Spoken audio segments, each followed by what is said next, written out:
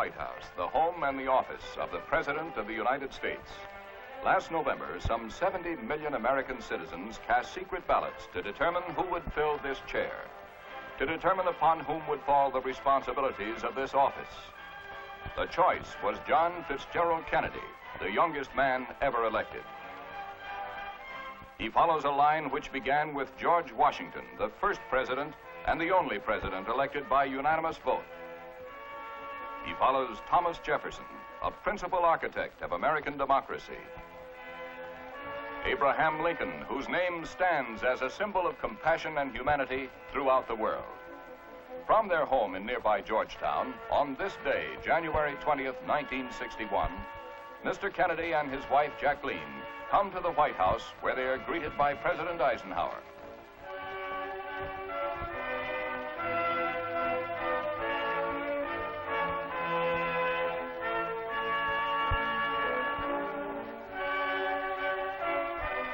Vice President Nixon, Vice President-elect Johnson, and their wives were also guests at the White House.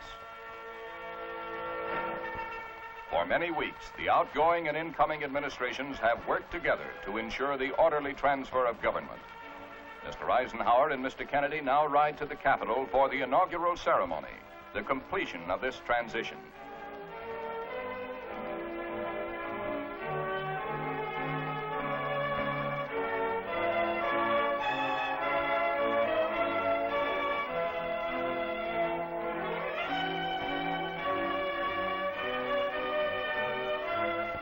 Undaunted by the unusually cold weather, the crowds began to gather early in the morning. And here beneath the gleaming dome of the Capitol, honored guests are assembling in order to take their places on the portico. Members of Congress,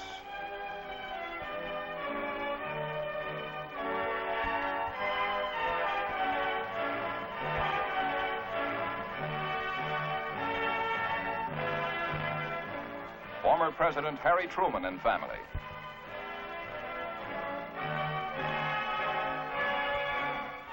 poet Robert Frost and Marian Anderson, famed contralto, two of many guests representing the arts in America.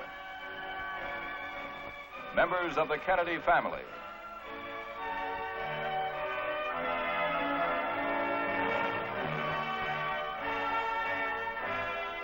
justices of the Supreme Court,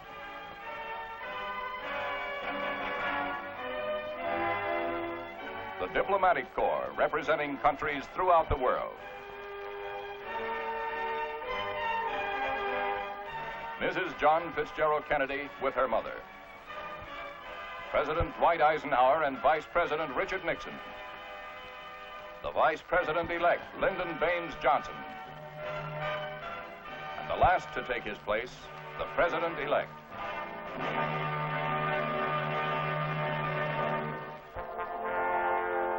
This crowd gathered on the Capitol grounds is about to witness the Chief Justice of the United States, Earl Warren, administer the oath of office.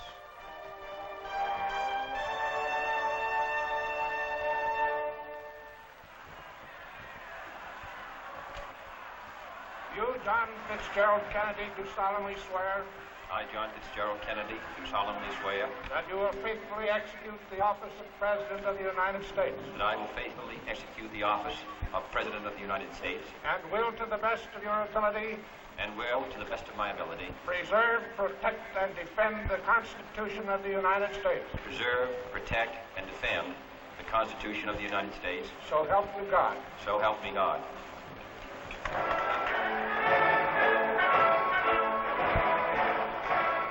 In his inaugural address, the President emphasizes that the same revolutionary beliefs for which our forebears fought are still at issue around the globe. That the rights of man come not from the generosity of the state, but from the hand of God.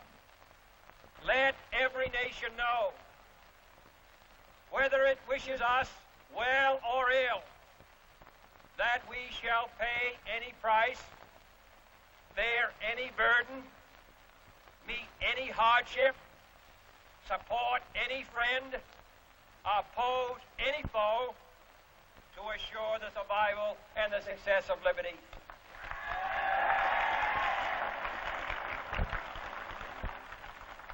This much we pledge and more. To those old allies whose cultural and spiritual origins we share, we pledge the loyalty of faithful friends. United, there is little we cannot do in a host of cooperative ventures. Divided, there is little we can do, for we dare not meet a powerful challenge at odds and split asunder. To those new states whom we welcome to the ranks of the free, we pledge our word that one form of colonial control shall not have passed away merely to be replaced by a far more iron tyranny.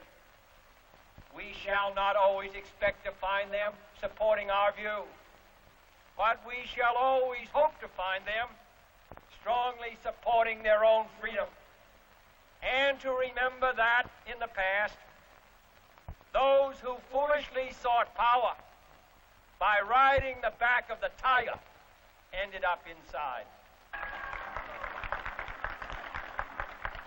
To those people in the huts and villages of half the globe struggling to break the bonds of mass misery, we pledge our best efforts to help them help themselves for whatever period is required, not because the communists may be doing it, not because we seek their votes, but because it is right.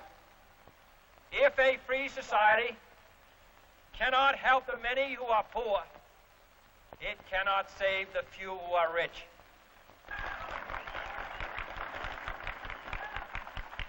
To our sister republics south of our border, we offer a special pledge to convert our good words into good deeds. In a new alliance for progress, to assist free men and free governments in casting off the chains of poverty. But this peaceful revolution of hope cannot become the prey of hostile powers. Let all our neighbors know that we shall join with them to oppose aggression or subversion anywhere in the Americas. And let every other power know that this hemisphere intends to remain the master of its own house.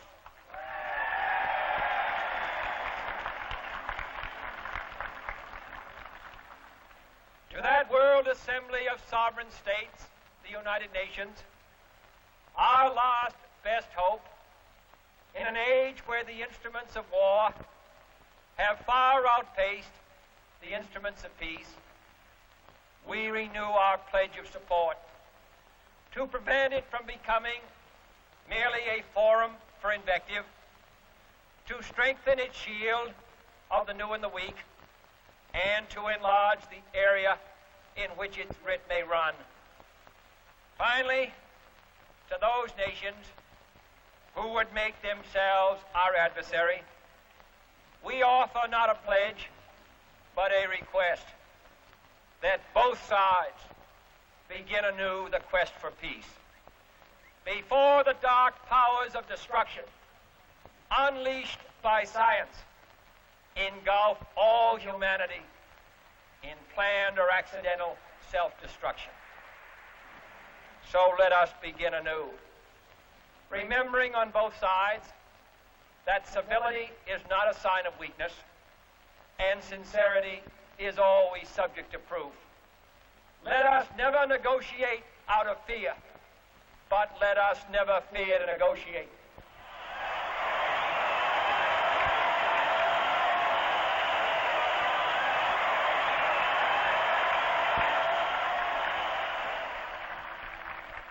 My fellow citizens of the world, ask not what America will do for you, but what together we can do for the freedom of man.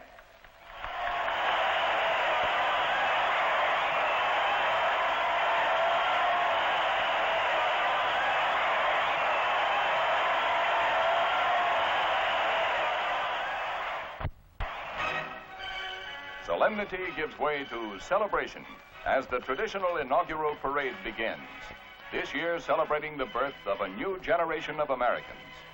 A new generation, in President Kennedy's words. Born in this century, tempered by war, disciplined by a hard and bitter peace, proud of its ancient heritage.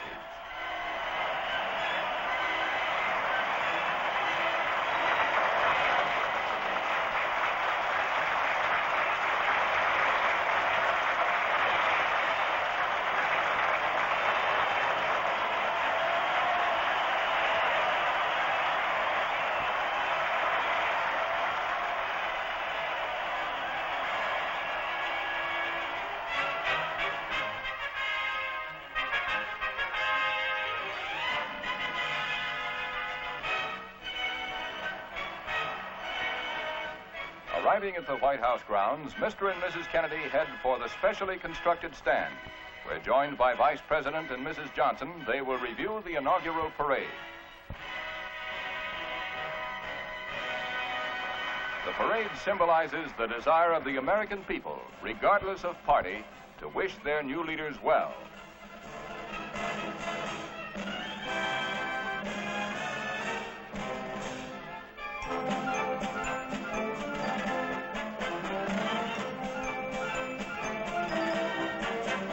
The cadets of the United States Military Academy.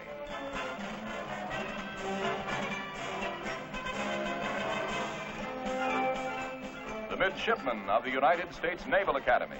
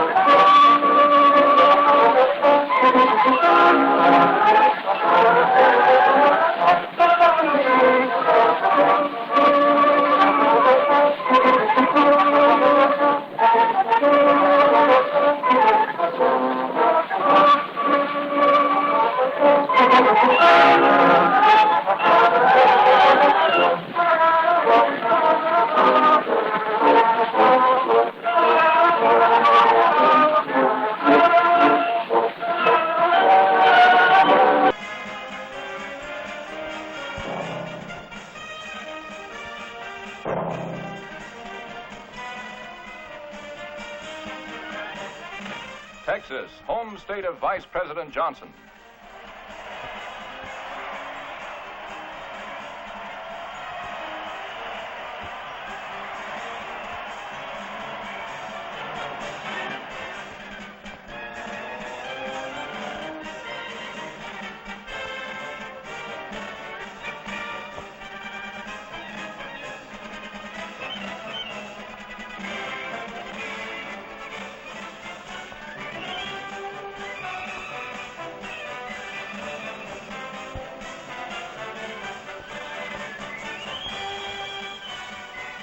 This patrol boat is identical to the one commanded by President Kennedy during his service in the Pacific in World War II.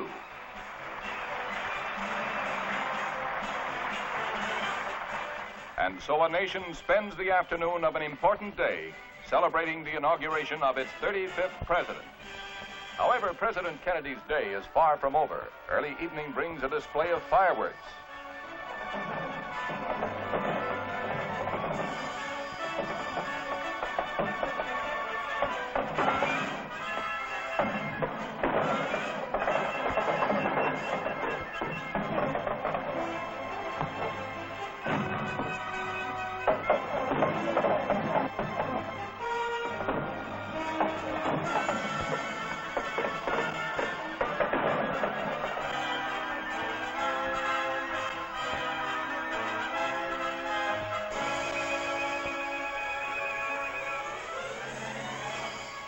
And later this same evening, citizens from all over the country and the world continue the celebration by dancing at one or another of 5 inaugural balls. During the ball, the President, with the First Lady and the Vice President and Mrs. Johnson, introduces the members of the new cabinet. The Secretary of State, Dean Rusk, and Mrs. Rusk.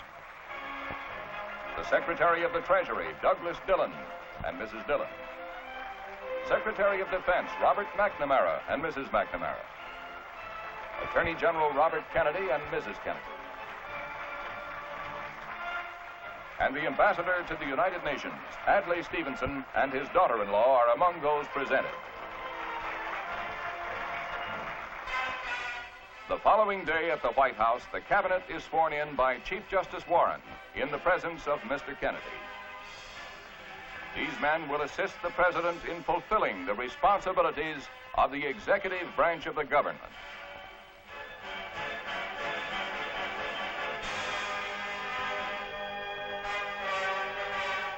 The administration of President John Fitzgerald Kennedy begins.